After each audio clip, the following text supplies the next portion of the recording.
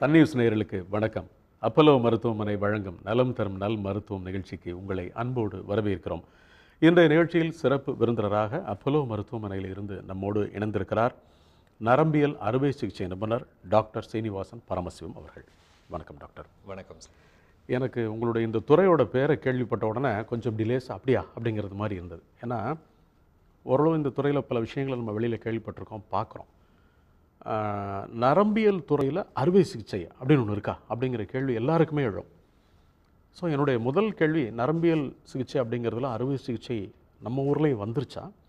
என்ன மாதிரியான அறுவை சிகிச்சைக்குள்ளே போகிறதுக்கு முன்னால் எனக்கு முதல்ல நரம்பியல் அறுவை சிகிச்சை இதை பற்றி நீங்கள் சொல்லுங்கள். நான் அதுக்குள்ளேருந்து உங்கள்கிட்ட நிறைய கேட்க வேண்டியிருக்கு டாக்டர். நரம்பியல் அறுவை சிகிச்சைனா நம்ம மூளை தண்டுவட பகுதியில் மெயின் நரம்பு மண்டலம் இருக்கு இல்லையா, அதில் ஏற்படக்கூடிய பிரச்சனைகள் ப்ராப்ளம்ஸை வந்து சில ப்ராப்ளம்ஸை நம்ம வந்து அறுவை சிகிச்சை பண்ணி, ஃபார் எக்ஸாம்பிள் ஒரு கட்டி வளருதுன்னா அந்த கட்டியை அகற்றி, இல்லை இரத்த குழாயில் ஒரு வீக்கம் ஏற்படுதுன்னா அதை நம்ம ட்ரீட் பண்ணி, அதை நம்ம ட்ரீட் பண்ணுறதுக்கு உண்டான சப்ஸ்பெஷாலிட்டி தான் நரம்பியல் அறுவை சிகிச்சை. மோஸ்ட் ஆஃப் த பேஷண்ட்ஸ் இதில் வந்து ஜென்ரல் நியூராலஜிக்கல் ப்ராப்ளம் காமனாக ஒரு நியூராலஜி சைட் தான் ப்ரெசென்ட் ஆவாங்க. பட் அதை பிரித்து சில ப்ராப்ளமை நம்ம வந்து அறுவை சிகிச்சை பண்ணி சரி பண்ணக்கூடிய ப்ராப்ளம்ஸை இந்த துறையில் எடுத்து நாங்கள் ஆப்ரேட் பண்ணி சரி பண்ணுவோம். அதுதான் நரம்பியல் அறுவை சிகிச்சை.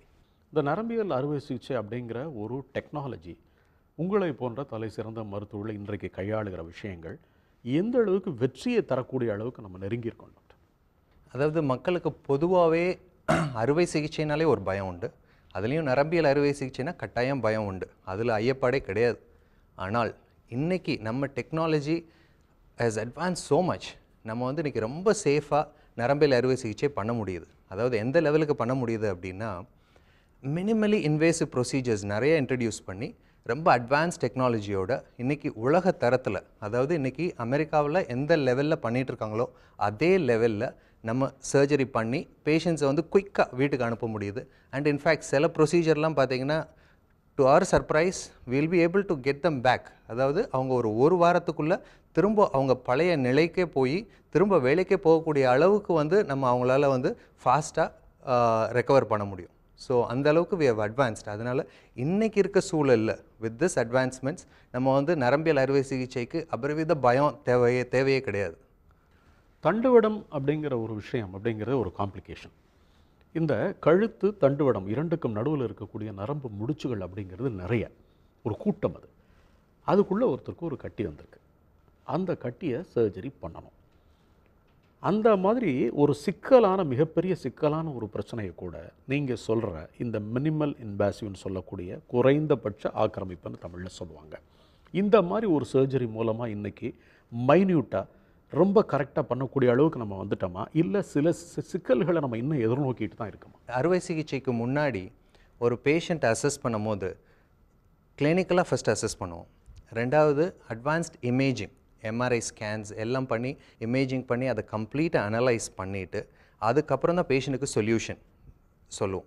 அதாவது அந்த எம்ஆர்ஐ பார்க்கும் போதே நமக்கு வந்து அந்த கட்டியோட தன்மை என்ன, அதோட இன்வேசிவ்னஸ் எவ்வளோ தூரம் அது வந்து ஸ்ப்ரெட் ஆகிருக்கு, எவ்வளோ தூரம் நரம்பு அழுத்திட்டுருக்கு, அண்ட் பேஷண்ட் எந்த அளவுக்கு ரெக்கவர் ஆவாங்க அப்படிங்கிறது எல்லாமே நம்மளால் வந்து அசஸ் பண்ண முடியும், யூகிக்க முடியும். அண்ட் அறுவை சிகிச்சைக்கு முன்பாகவே இது எல்லாத்தையும் நீங்கள் முடிவு எடுத்துருவீங்க. கரெக்ட். ஓகே.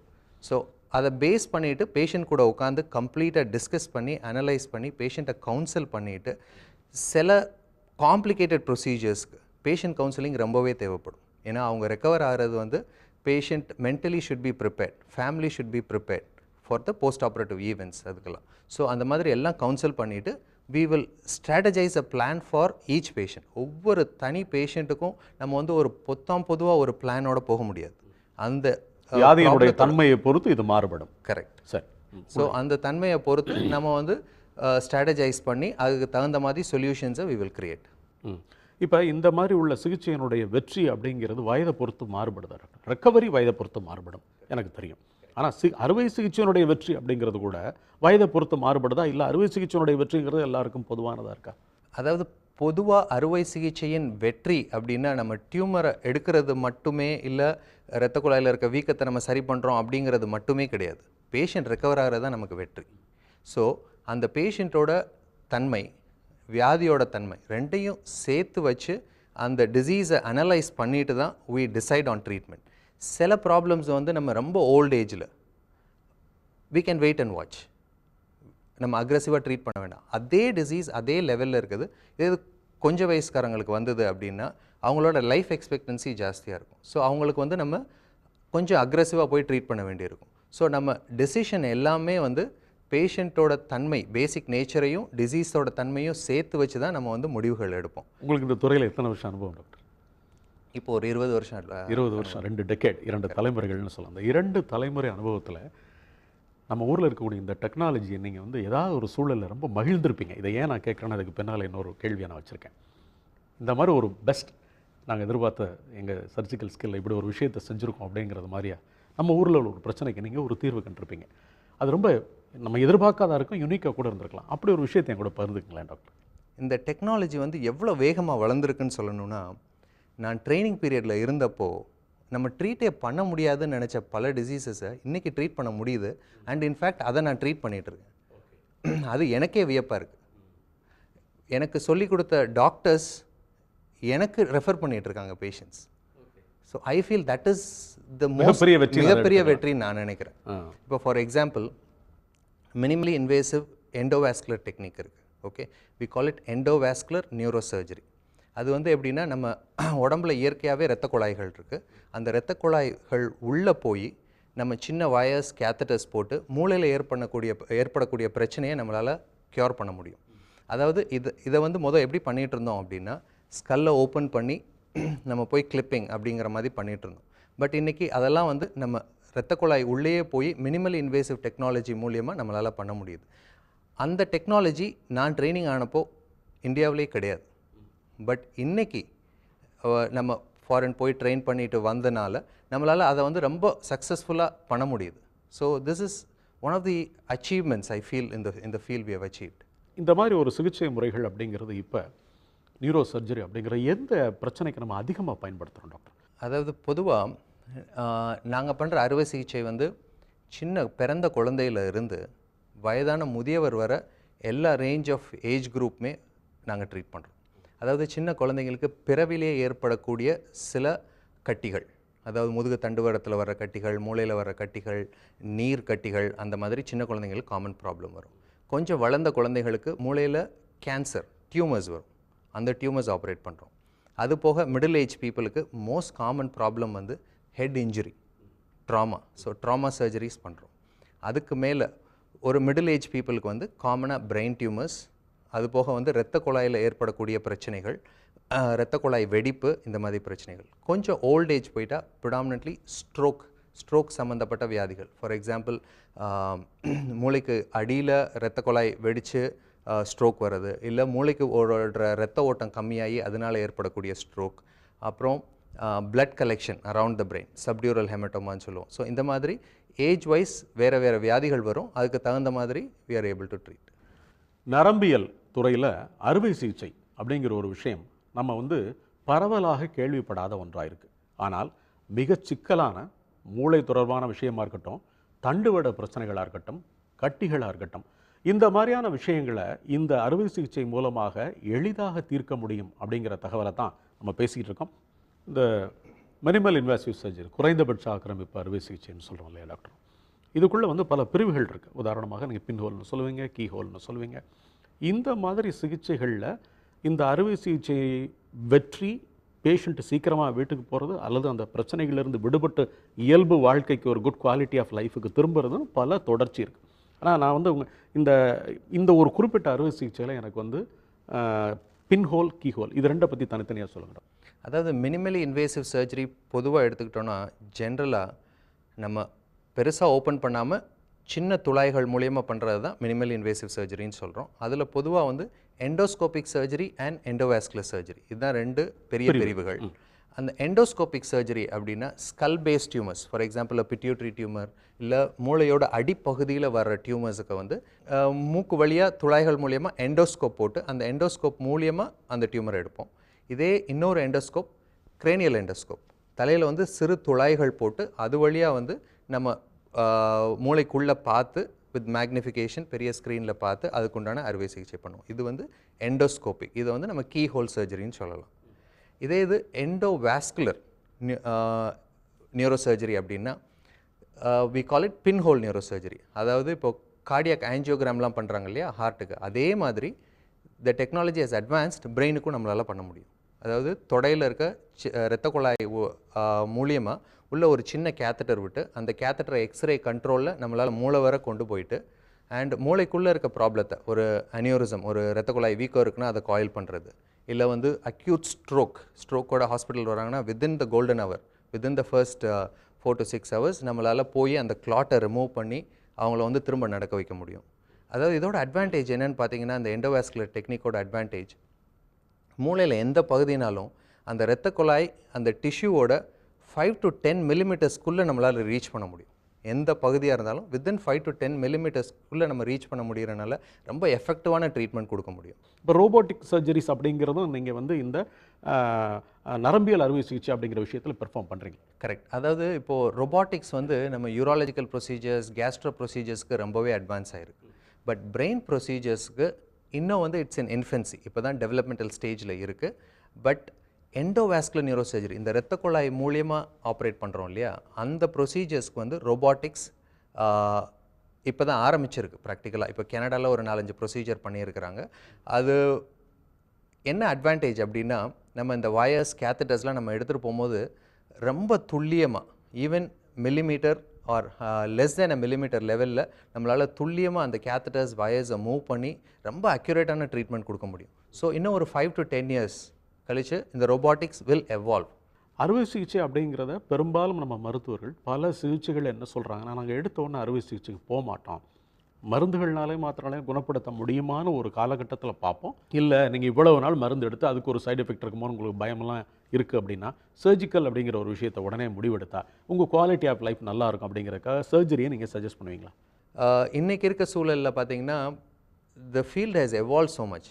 அதாவது சயின்டிஃபிக் அட்வான்ஸ்மெண்ட்ஸ் இவ்வளோ தூரம் வந்தனால நமக்கு அதில் கன்ஃபியூஷனே கிடையாது.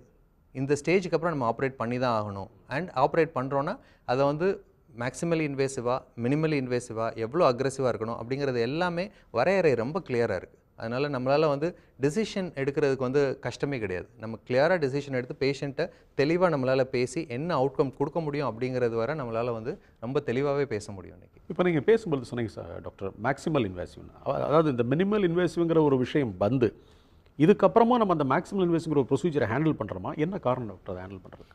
அதாவது நம்ம எவல்யூஷன் ஆஃப் நியூரோ சர்ஜரி எடுத்துக்கிட்டோன்னா, நம்ம ஒரு 17-18ஆம் நூற்றாண்டுகளில் ஃபஸ்ட்டு பீப்புள் அனட்டாமிக் ஸ்டடி தான் பண்ணிகிட்டு இருந்தாங்க. நரம்பு மண்டலம்னா என்ன, அப்படி ஒரு வியக்கக்கூடிய தன்மையில் இது எங்கெங்கே எது போகுது அப்படின்னு சொல்லிட்டு. இந்த 20ஆம் நூற்றாண்டோட ஆரம்ப கட்டத்தில் மேக்ரோ சர்ஜரி டெவலப் ஆச்சு. அதாவது கண்ணில் எவ்வளோ பார்க்க முடியுமோ அந்தளவுக்கு ஆப்ரேட் பண்ண முடிஞ்சது.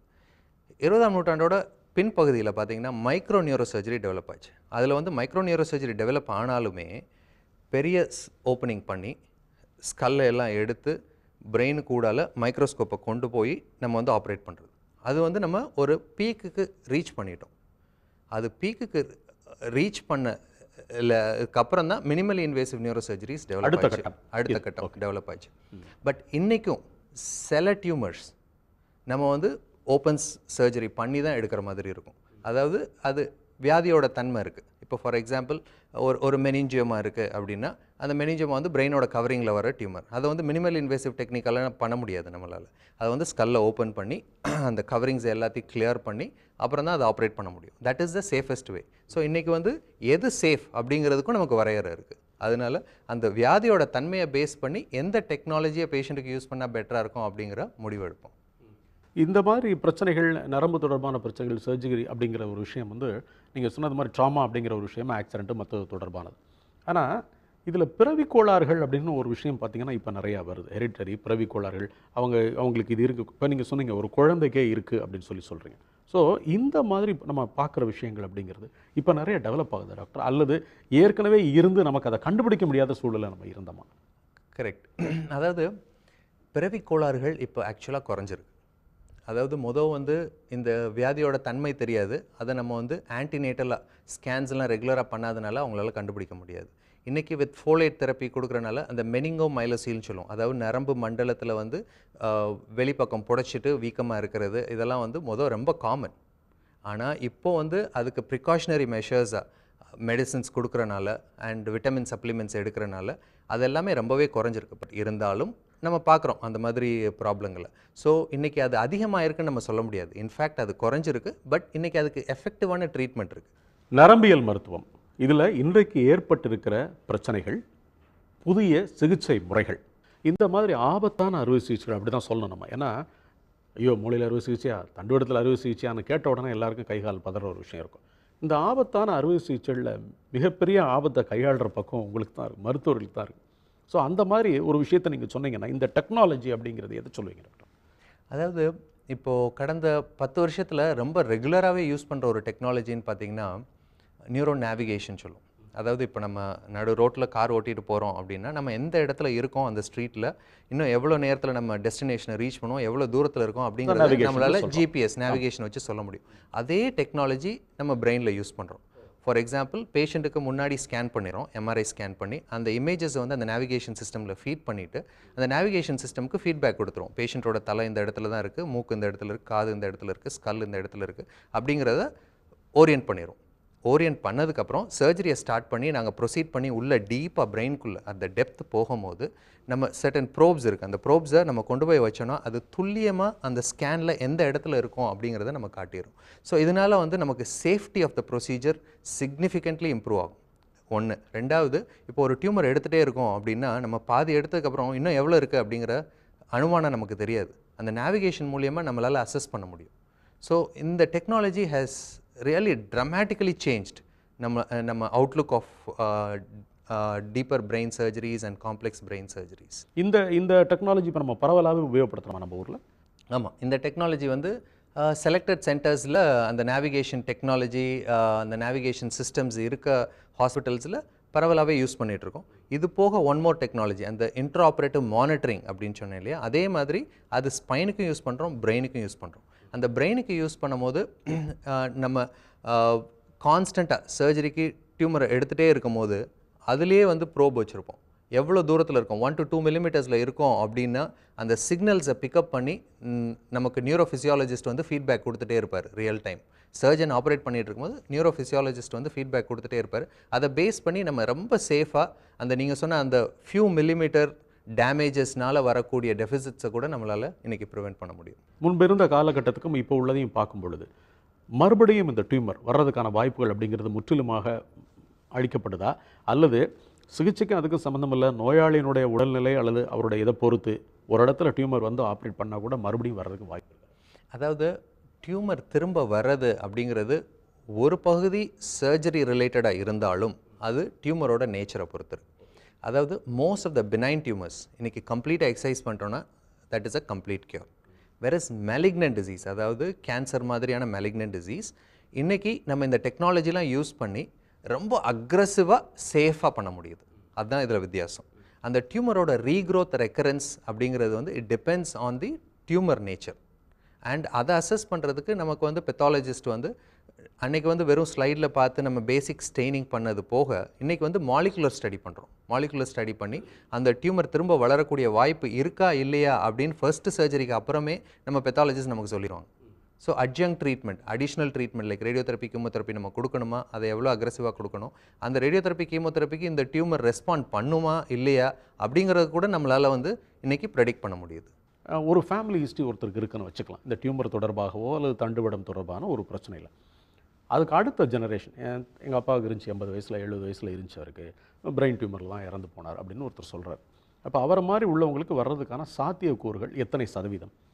ஹெரிடிட்டரி, அதாவது ஜென்ரலாக brain related problems, most of the problems are sporadic problems. ஸ்பொராடிக்னா ஜெனட்டிக்கலாக பாஸ் ஆன் பண்ணுறது கிடையாது, எக்ஸப்ட் வெரி ஃபியூ டியூமர்ஸ்.